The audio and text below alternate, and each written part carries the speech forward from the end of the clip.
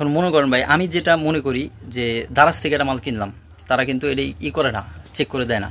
অনেক সময় অনেক ভিডিওতে দেখি বর্তমান 2025 সালের যুগে যদি মানুষ ধোকা খায়, তো এটা তো বোকা ছাড়া আর কিছু না, একদম বোকা পাগল লোক ছাড়া এখন বর্তমানে অনলাইনে মাল কিনে ধোকা খাবে না। আমি ভাই ডাইরেক্ট আমি তাদের সাথে কইছি ভাই আমি চেক করব, তো তারা রাজি হয়নি। কিন্তু দেখেন আমি আনার সাথে আগে চেক করছি, আমার কথা আগে আমাকে চেক করে আমাকে দিবেন, যদি দেখি যে মালটা ভালো আমি নেবো, আনার সাথে সাথে রিটার্ন।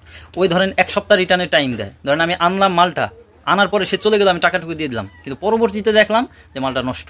তো মালটা নষ্ট হলে কী হবে, পরবর্তীতে আমি প্রায় 7 দিন টাইম পাবো আমি রিটার্ন করার জন্য। তো ওই সময় আমার আলাদা একটা ভোগান্তি থাকবে, তো এখানেই আমি সাথে সাথে রিটার্ন করে দেবো। দেখা যায় যে ওনার যদি সমস্যা হয় আমি টাকা দিয়ে দিলাম, পরবর্তীতে উনি টাকা আমাকে পাঠিয়ে দেবে। রিটার্ন করলে টাকা পাই যাবেন, সেটা আপনি এখনই পরে না 7 দিন করে পড়েন, রিটার্ন করলে টাকা দারাজ থেকে আপনাকে দিয়ে দিবে। কিন্তু কথা হলো যে ভাই আমি শুধু শুধু 7 দিন কেন লেট করবো, আমি সাথে সাথে ওনার কাছে দিয়ে দেবো। এই জন্য আমি সবসময় চেক করে নিই।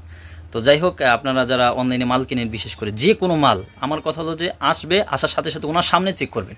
চেক করে যদি দেখেন আপনি যেটা চাচ্ছেন সেটা না, বা আপনি যেটা চাচ্ছেন সেটা আসছে ভালো না, আপনি রিটার্ন করে দেবেন, সাথে সাথে ফেরত দিয়ে দেবেন। তবে একটা কথা মাথায় রাখতে হবে, দারাজ থেকে আপনি যেই মালই কিনেন, একমাত্র ইলেকট্রনিক্স জিনিস ছাড়া আপনি যেই মালই কেনেন ওটা কিন্তু নর্মাল হবে। এবং ইলেকট্রনিক্স জিনিস এটার ভিতরে সবচেয়ে নর্মাল যেটা, সেটা কিন্তু আপনি পাবেন। এইটা হলো সবসময় মাথায় রাখবেন। এটা মাথায় যদি থাকে তাহলে ভাই আপনার আর কোনো সমস্যা হবে না। যে কোনো মাল দেখবেন আসলেই আপনি বুঝে যাবেন যে কী মাল আসছে।